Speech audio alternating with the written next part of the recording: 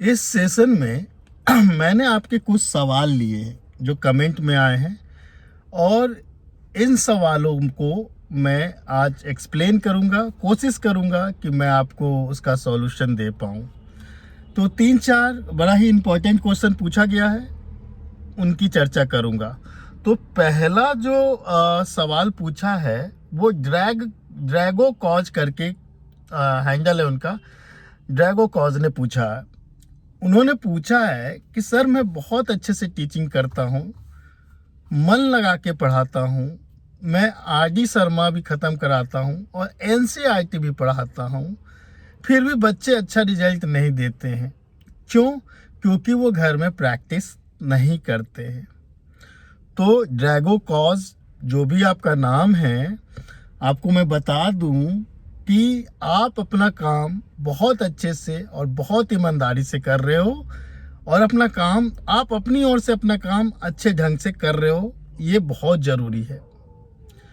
अब बच्चों का रिजल्ट नहीं आ पा रहा है, तो ये फैक्ट है कि अगर आप सीखने के बाद प्रैक्टिस नहीं करते हैं, आप उसको जाके घर में बार बार नहीं सॉल्व करते, तो दुनिया का कोई भी टीचर पढ़ा ले, कितना भी अच्छा पढ़ा ले, आप अच्छा स्कोर नहीं कर पाओगे। और जब पेरेंट्स ऐसे सवाल आकर पूछते हैं कि भाई देखिए सर हमारे बच्चों का नंबर नहीं आ रहा है, तो आप उन बच्चों का एग्जाम्पल दीजिए जो आपके क्लास में अच्छे मार्क्स ला रहे हैं। आप कहना मैं दोनों बच्चों को सेम पढ़ा रहा हूँ, तो इसके मार्क्स अच्छे क्यों आते हैं और इसके मार्क्स अलग क्यों गलत क्यों आ रहे हैं, यानी कुछ ना कुछ दिक्कत है। फिर आप समझाइए कि आपको ना यहाँ से पढ़ने के बाद आप अपने बच्चों का घर पे ध्यान रखिए, घर पे वो कितनी प्रैक्टिस कर रहे हैं, आपको भी मेहनत करना होगा। सिर्फ आप स्कूल और टीचर के भरोसे नहीं रह सकते। पेरेंट्स कई बार अपने पल्ला झाड़ लेते, तो नहीं, आप सीधे बोलो कि आपको भी मेहनत करना पड़ेगा। बच्चों क्या कर रहे हैं, बच्चे कितनी देर प्रैक्टिस कर रहे हैं, जब तक प्रैक्टिस नहीं होगा मैम अच्छे मार्क्स नहीं आएंगे। और सीधा जवाब आप दे दो कि भाई ये बच्चा देखो XYZ, इनके बहुत अच्छे मार्क्स आते हैं, उन्हें भी तो मैं ही पढ़ा रहा हूँ ना, और ये जो ABC है उनके मार्क्स खराब आते हैं, उन्हें भी मैं ही पढ़ा रहा हूँ। तो अंतर है कि आप कितने फोकस रहते हो, आप कितनी मेहनत करते हो, और आप घर जाकर कितनी प्रैक्टिस करते हो। तो मेरे ख्याल से आपको अपना जवाब मिल गया होगा। दूसरा जो सवाल है वो डेका जी ने पूछा है। डेका जी हैं, पता नहीं कहाँ से हैं, आई थिंक सिक्किम से हो सकते हैं या असम से हो सकते हैं, राइट। तो डेका जी आपका सवाल है कि सर आप हमेशा मैथ्स और फिजिक्स की बात करते हो, और ऑब्वियसली मैथ्स और फिजिक्स बहुत डिमांडेड सब्जेक्ट है, लेकिन क्या इंग्लिश में भी कोई फ्यूचर है? तो डेका साहब मैं आपको बता दूं कि आज दुनिया में इंग्लिश ना एक सब्जेक्ट नहीं रह गया है। ये तो इतना डिमांडेड है, इतना डिमांडेड है कि हर किसी को सीखना है। ये अब एक स्किल बन गया है, मतलब कि हर किसी को इंग्लिश आनी चाहिए, चाहे वो बच्चा हो, चाहे वो बड़ा हो, चाहे वो बूढ़ा हो, चाहे वो इंजीनियर हो, चाहे वो डॉक्टर हो, चाहे वो IAS हो, चाहे वो वेटर हो, चाहे वो सेल्समैन हो। तो भाई इंग्लिश का तो इतना ब्रॉड है और इतना ज़्यादा डिमांड है, तो इसके लिए तो पूछना ही नहीं है। मैथ्स और फिजिक्स तो इसके सामने कुछ नहीं होता है। बिना मैथ्स और बिना फिजिक्स के हम कुछ जीवन में कर सकते हैं, पर बिना इंग्लिश के कुछ नहीं कर सकते हैं। आप देखो ना, दुनिया के जितने भी अच्छे नॉवेल्स होते हैं, अच्छे बुक्स होते हैं, 12th के बाद जो एजुकेशन होता है वो सब इंग्लिश में होता है। हिंदी मीडियम तो धोखा है भाई। हिंदी हमारी मातृभाषा है, ये कहने के लिए है पर हिंदी एक धोखा है। तो आप बच्चों का क्लास तो ले ही सकते हो, इंग्लिश सिखा ही सकते हो, लेकिन उसके कई तरीका है सिखाने का। सबसे इम्पोर्टेंट है personality development. Yes, English is not only language, right. Now English is the basic skill everybody should know, हर किसी को आना चाहिए, ठीक है। आप देख लो, जब एयर होस्टेस की ट्रेनिंग होती है, उसमें कम्युनिकेशन चाहिए। GRE टफल विदेश के लिए कोई एग्ज़ाम होता है तो उसमें अंग्रेजी चाहिए। अगर कोई जॉब इंटरव्यू की प्रिपरेशन करता है वहाँ इंग्लिश चाहिए। अगर कोई अच्छे मॉल में जॉब कर रहा है तो वहाँ वेटर तो को भी इंग्लिश होनी चाहिए। 5 स्टार होटल में जा रहे हो वहाँ आपको इंग्लिश चाहिए। मैनेजर हो वहाँ आपको इंग्लिश चाहिए। तो भाई इंग्लिश तो सबको चाहिए, इंग्लिश मुझे भी चाहिए। इंग्लिश सीधे सीधे आपके बिजनेस को इफेक्ट करता है। आपको मैंने कई बार वीडियो में बताया कि मेरे कई फॉरेन क्लाइंट छूट गए। क्यों? क्योंकि इंग्लिश के कम्युनिकेशन की वजह से। मेरी कम्युनिकेशन उतनी अच्छी नहीं है जिसके कारण कई बार मेरे क्लाइंट छूट जाते हैं, राइट। तो आपको तो जैसा जहां पत्थर मारोगे वहां से पैसे निकलेंगे। बस सही तरीके से काम करो, स्टार्ट करो। और आप जिस एरिया में रहते हो मुझे लगता है वही असम साइड में होंगे आप, तो वहाँ इंग्लिश सबके लिए कॉमन है। पर यार आपके लिए जो चीज़ कॉमन है जरूरी नहीं वो सबके लिए कॉमन है। हमारे यूपी बिहार में आ जाओ मध्य प्रदेश में आ जाओ भाई, यहाँ के लोगों को बहुत ज़रूरत है तुम्हारी। आओ आके सिखाओ, ऑनलाइन सिखाओ, ऑफलाइन सिखाओ, जैसा करो तुम्हें बहुत फ्यूचर ब्राइट है। तो शायद मुझे लगता है आपको आपका जवाब मिल गया होगा भाई। बहुत बहुत बहुत बड़ा मार्केट है इसका, ठीक है।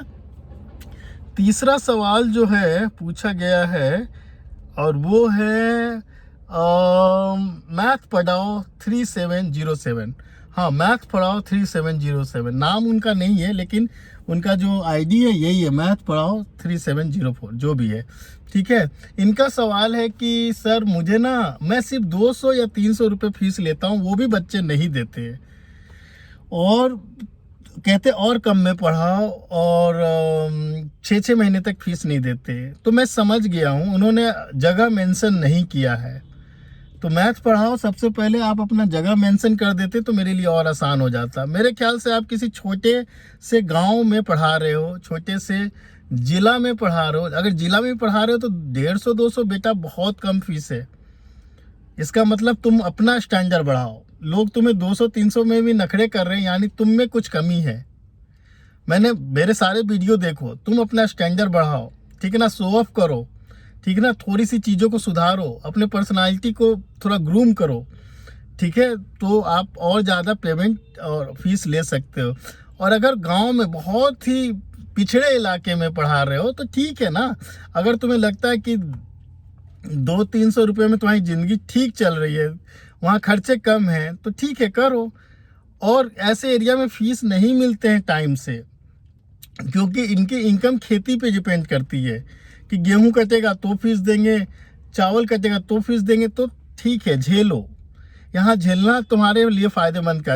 अगर उन्हें भगा दोगे तो तुम्हें कुछ नहीं मिलना है और बाकी बच्चों को तो पढ़ा ही रहे हो, लेकिन उनका पैसा भले ही साल में 2 बार में मिले पर वो इकट्ठा अमाउंट मिलता है। और मेरे ख्याल से गांव के लोग भागते नहीं हैं, कभी ना कभी पैसा दे देंगे।